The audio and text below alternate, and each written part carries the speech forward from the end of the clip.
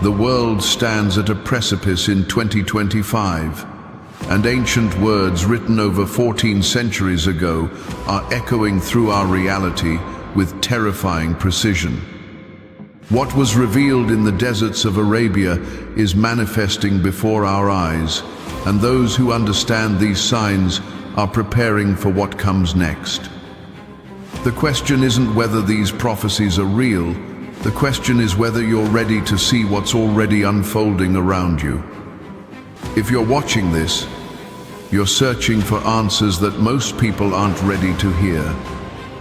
Before we go deeper into these revelations, I need you to do something. Subscribe to this channel and hit that notification bell, because the information we're about to share won't stay available forever.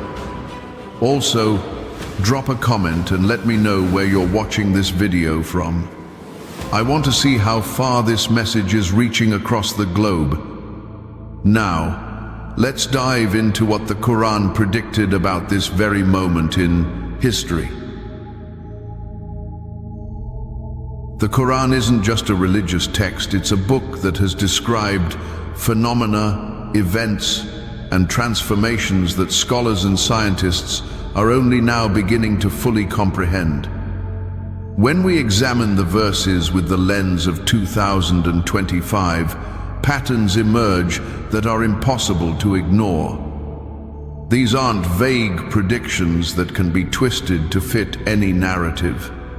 These are specific, detailed descriptions of conditions, technologies, and social transformations that match our current reality with stunning accuracy. Let's start with one of the most striking prophecies, the transformation of communication and knowledge.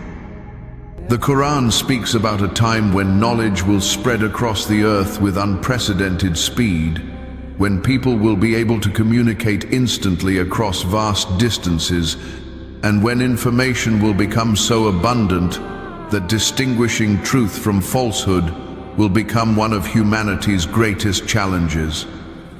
In Surah Al-Jumu'ah, there's a reference to knowledge being scattered and spread, and in various hadith, there are descriptions of a time when a person could speak and be heard by people in distant lands instantly. Look around you in 2025. We live in the age of the internet, social media, artificial intelligence, and instant global communication. Information travels at the speed of light, and yet we're drowning in misinformation, confusion, and the inability to separate authentic knowledge from fabrication. This isn't coincidence. This is exactly what was foretold. But the prophecies go much deeper than technology. The Quran and the sayings of Prophet Muhammad describe specific social conditions that would manifest in the end times, conditions that mirror 2025 with unsettling precision. There are descriptions of a time when trust will erode, when people will feel isolated despite being connected, when mental anguish will become widespread, and when the pursuit of material wealth will consume humanity to the point of spiritual emptiness. Does this sound familiar? In 2025, we have more ways to connect than ever before, yet loneliness and depression have reached epidemic levels.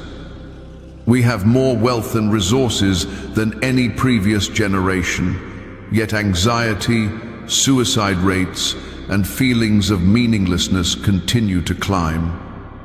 The prophecy warned that people would have full stomachs but empty hearts, and that's precisely the crisis we face today. One of the most specific prophecies involves the transformation of the Arabian Peninsula. The Prophet Muhammad stated that the lands of Arabia would one day return to green meadows and rivers, just as they were in ancient times. For centuries, this seemed impossible. Arabia is known for its harsh deserts, extreme heat, and barren landscapes. But in 2025, something remarkable is happening. Climate data shows increasing rainfall in the recent Arabian Peninsula. Ambitious greening projects are transforming vast stretches of desert, and satellite imagery reveals vegetation returning to areas that have been barren for millennia. Scientists are now discussing the cyclical nature of the Sahara and Arabian deserts, confirming that these regions do indeed go through green phases exactly as was prophesied 1400 years ago. This isn't symbolic, this is literal transformation happening before our eyes. The Quran also speaks extensively about the signs in the skies and the earth's natural phenomena that would intensify as humanity approaches a critical juncture. There are references to the sky producing visible smoke, to the earth revealing its burdens, to increased seismic activity, and to celestial events that would cause people to reflect on their place in the universe. In 2025, we're witnessing unprecedented atmospheric phenomena, strange cloud formations, increased meteor activity, unusual auroras appearing in regions where they've never been seen before, and a dramatic increase in both the frequency and intensity of earthquakes worldwide. Scientists are documenting these changes, but they're struggling to explain the acceleration. The Quran didn't just predict these events, it explained their purpose as reminders, as wake-up calls, as signs for those who are paying attention. Another chilling prophecy involves the rise of great structures and the competition in building height. There's a famous hadith where the Prophet describes one of the signs of the end times as barefoot, destitute shepherds competing in constructing tall buildings. For generations, scholars wondered what this could mean. But in 2025, the answer is obvious. The Arabian Peninsula, once home to nomadic tribes and humble dwellings, now hosts some of the tallest structures on Earth. Cities like Dubai, Riyadh, and Jeddah compete to build the next record-breaking skyscraper, and this competition has spread globally. The descendants of those who once lived in tents now preside over architectural marvels that pierce the clouds. This prophecy wasn't about technology, it was about transformation, pride, and the rapid shift in the balance of global power and wealth. Every new tower that rises is a fulfillment of words spoken in the 7th century. The Quran also addresses moral and ethical decline in specific ways that resonate deeply with 2025. There are descriptions of a time when shame would disappear, when immorality would be practiced openly without guilt, when family structures would break down, and when the boundaries between right and wrong would become blurred in the name of freedom and progress. The text doesn't condemn progress. It warns about the loss of moral anchors that guide how we use that progress. In 2025, we see this manifesting globally, the normalization of behaviors that were once considered harmful, the breakdown of traditional family units, skyrocketing rates of children growing up without stable parental structures, and a culture that increasingly rejects the concept of absolute moral truths. This isn't about being judgmental, it's about recognizing that these patterns were specifically predicted as indicators of a society moving towards spiritual crisis. One of the most fascinating aspects of Quranic prophecy is its description of knowledge itself becoming superficial. There are references to a time when people would have access to vast amounts of information but would lack wisdom and deep understanding. Knowledge would be abundant, but comprehension would be shallow. In 2025, we're living in the information age, yet critical thinking is declining. People can access millions of articles, videos, and data points with a simple search. Yet the ability to synthesize, analyze, and derive meaningful wisdom from this information is becoming rare. We scroll through endless content, absorbing fragments without depth, forming opinions without investigation, and confusing information consumption with actual learning. The prophecy warned of this exact condition: abundant knowledge without the light of understanding. The Quran speaks about the appearance of widespread tribulation and chaos, what is referred to as fitna. This isn't just war or conflict, it's confusion, moral chaos, and situations where right and wrong become indistinguishable to the masses.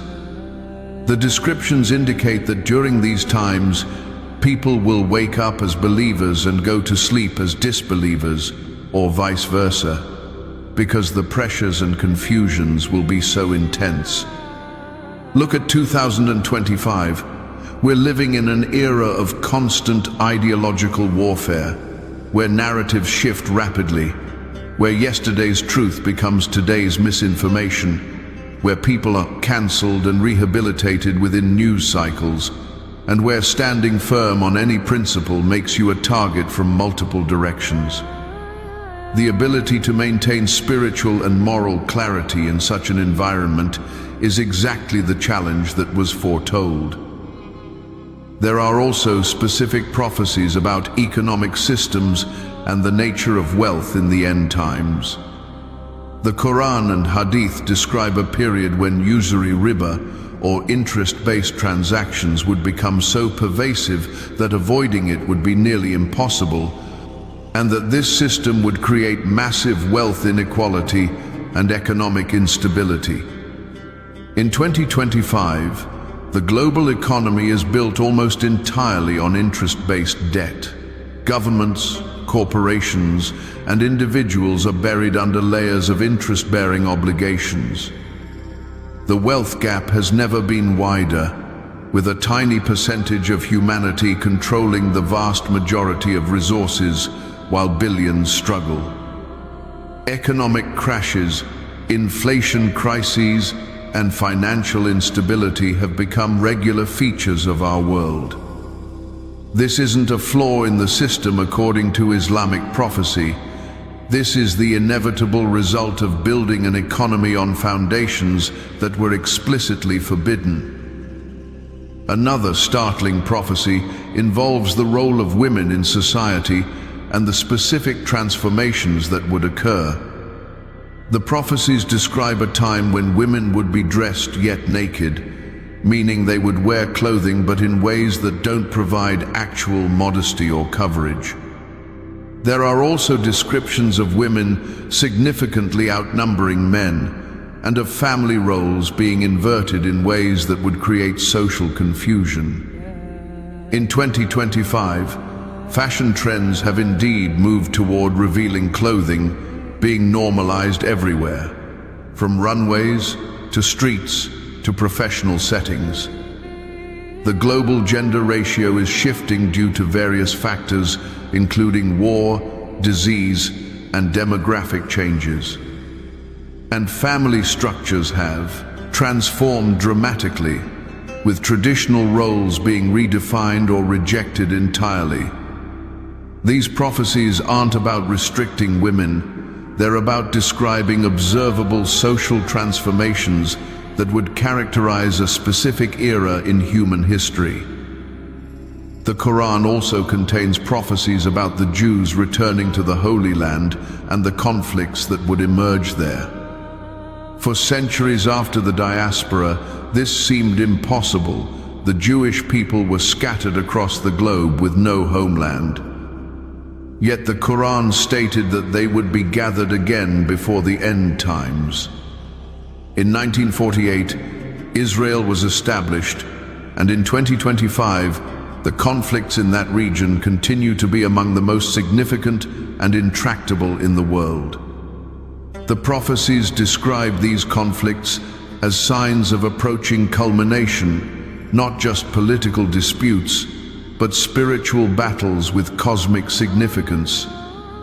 Whether you view these conflicts through a religious, political, or humanitarian lens, their centrality to global affairs and their resistance to resolution align precisely with what was foretold. There are prophecies about the appearance of false messiahs and deceivers, individuals who would claim spiritual authority and lead masses of people astray through charisma, apparent miracles, and appealing messages that deviate from truth. In 2025, we're witnessing the rise of countless spiritual influences, cult-like movements, and charismatic figures who blend spirituality with self-help, technology with mysticism, and ancient wisdom with modern distortions. Social media has enabled anyone to position themselves as a guru, prophet, or enlightened teacher, gathering millions of followers who accept their teachings without critical examination. The prophecy warned that deception would become sophisticated, appealing, and widespread, making discernment one of the most crucial skills for survival in these times. The Quran describes a time when time itself would seem to accelerate, when years would pass like months, months like weeks, and days like hours. This isn't literal time compression, but rather the human experience of time speeding up. Ask anyone in 2025 how they experience time, and the most common response is that it's flying by, that years blur together, that there's never enough time despite all our time-saving technology.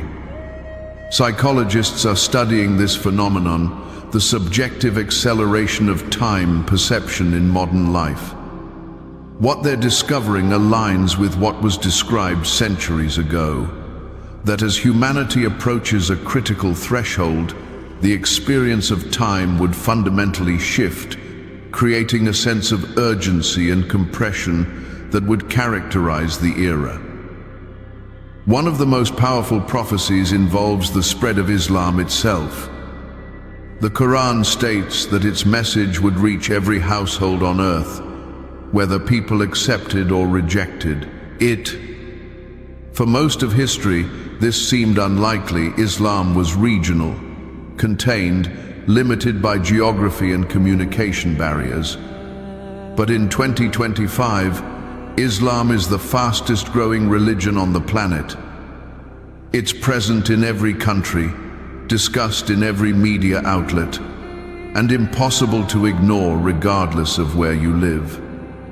Through migration, conversion, birth rates, and global communication, Islamic teachings are indeed reaching every corner of the earth.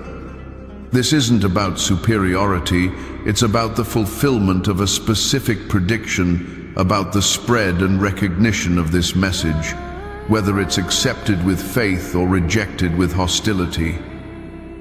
The prophecies also describe a great battle or series of conflicts that would involve multiple nations and would center around specific geographical areas. References to Syria, Iraq, and the broader Middle East appear repeatedly in end times prophecies. In 2025, these regions remain flashpoints of global conflict, proxy wars, great power competition, sectarian violence, and struggles over resources and influence continue to devastate these areas and draw in nations from across the world. The prophecies describe these conflicts as necessary precursors to major transformations, painful birth pangs of a new era. The suffering in these regions isn't random, according to Islamic eschatology. It's part of a larger pattern that has purpose and direction. There are prophecies about the appearance of the Mahdi, a figure who would appear during times of great chaos and injustice to restore balance and guide humanity back toward truth.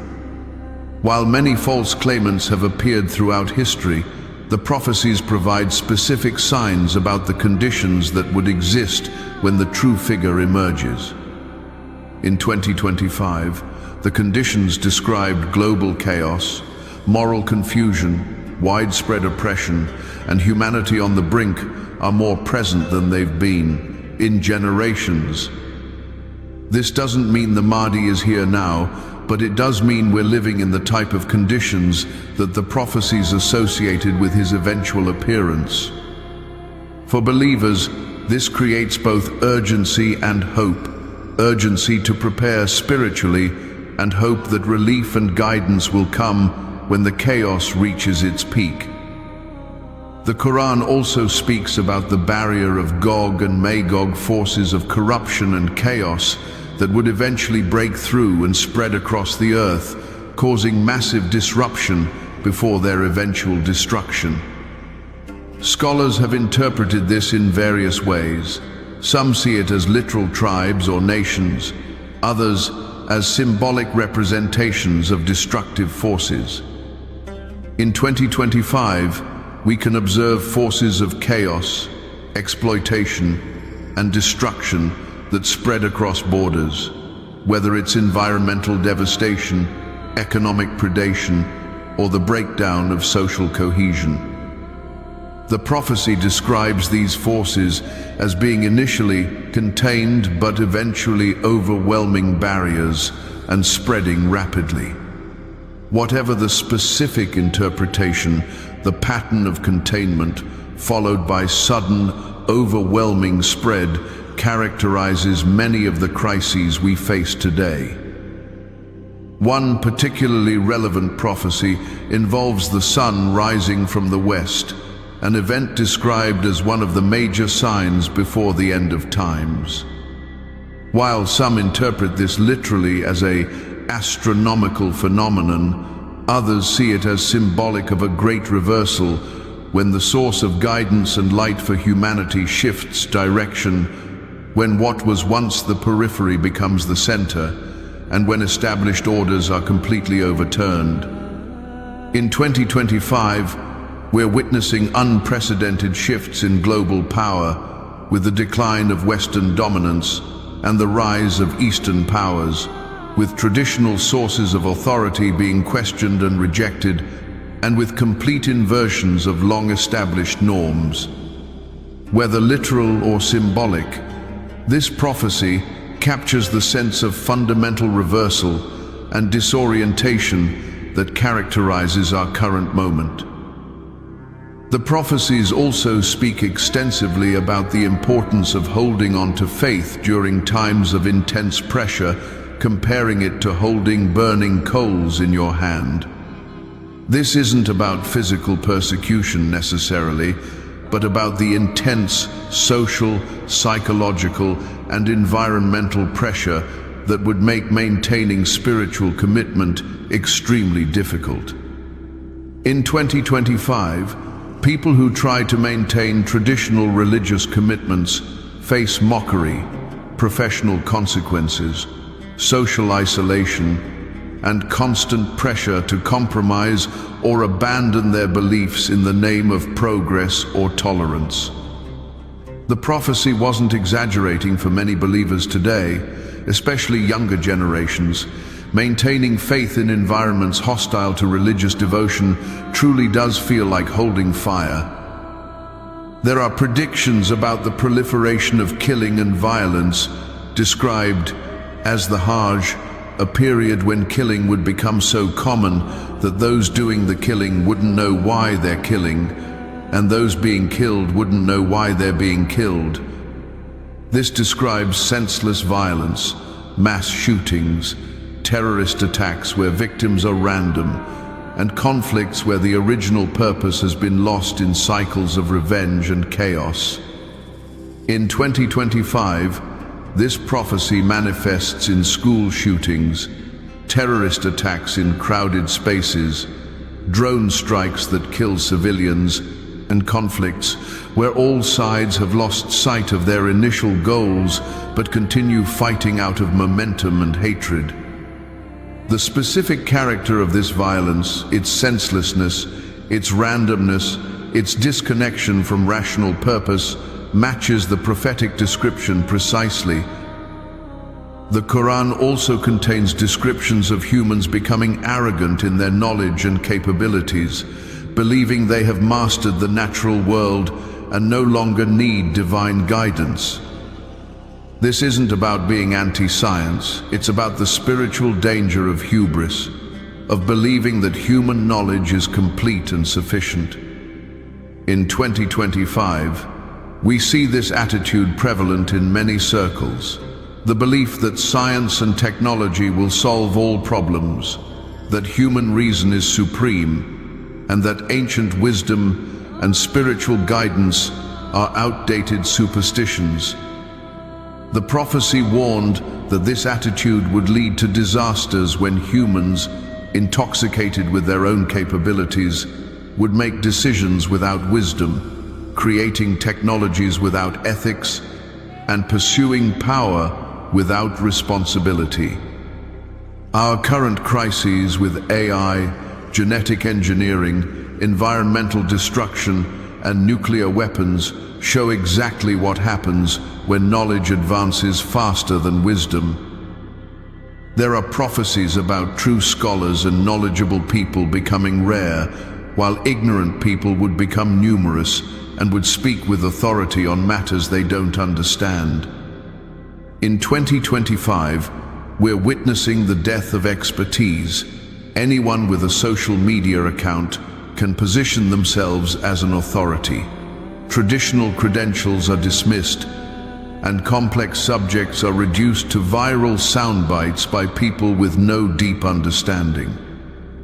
Meanwhile, actual scholars who have spent decades studying their fields are ignored or cancelled if their conclusions don't align with popular narratives. The prophecy described this exact inversion: ignorance pretending to be knowledge, and real knowledge being silenced or marginalized. The Quran speaks about a time when people would be tested through their children, when children would become sources of trial and difficulty rather than sources of blessing and joy. In 2025, parents everywhere are experiencing this: children addicted to screens, suffering from mental health crises, being exposed to harmful ideologies and content, and the parent-child relationship becoming battleground instead of sanctuary. The prophecy wasn't about children being inherently problematic. It was about the conditions of an era, making the raising of righteous, healthy children extremely challenging, turning one of life's greatest blessings into one of its greatest trials.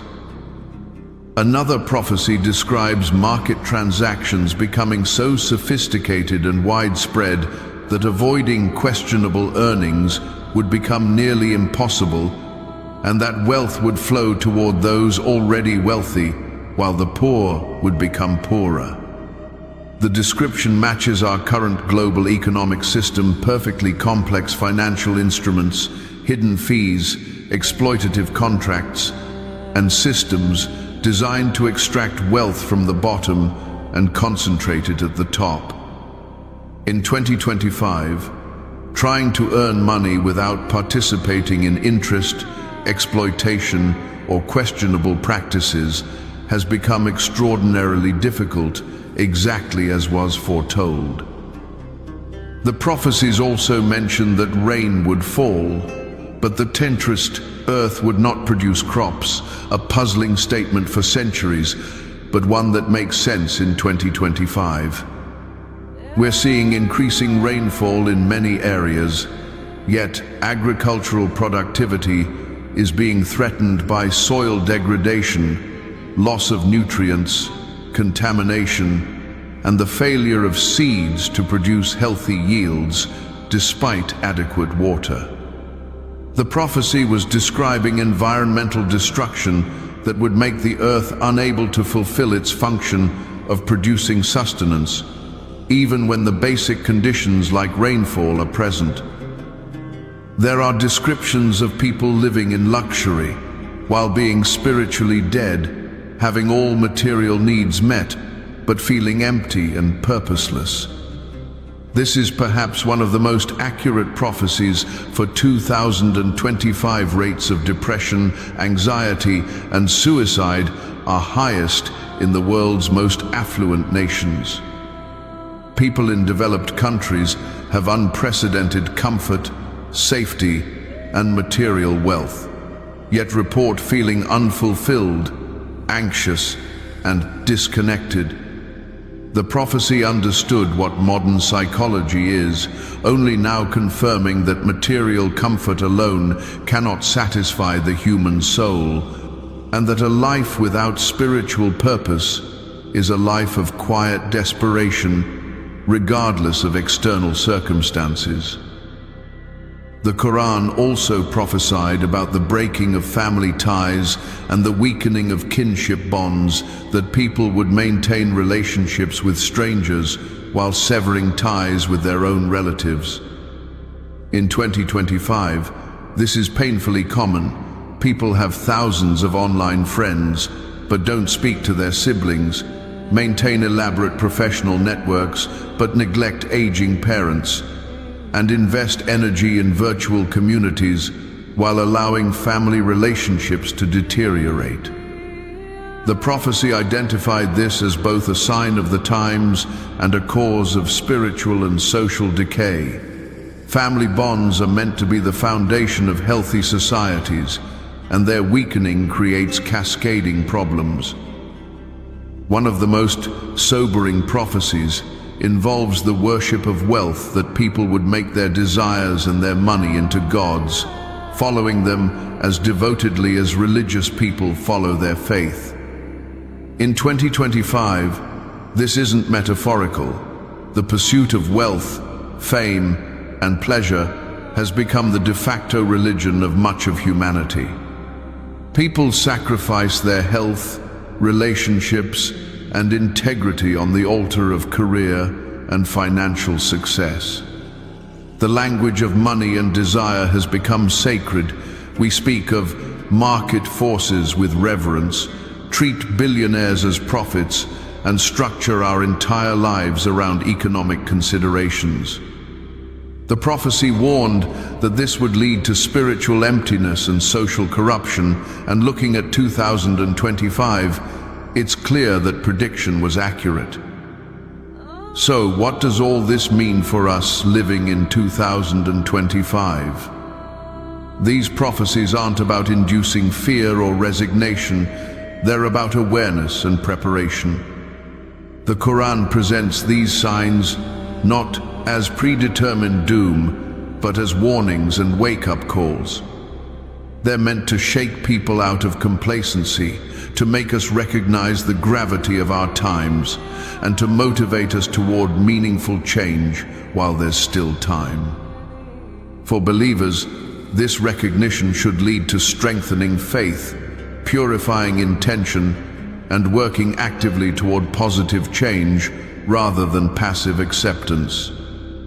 For seekers and those uncertain, these prophecies offer a framework for understanding the chaos of our times, providing context and meaning, rather than leaving us drowning in random crises and inexplicable transformations.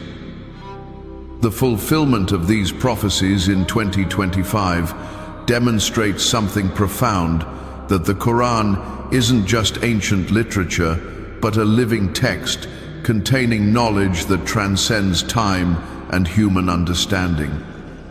The accuracy and specificity of these predictions should cause any rational person to pause and consider the source of this knowledge.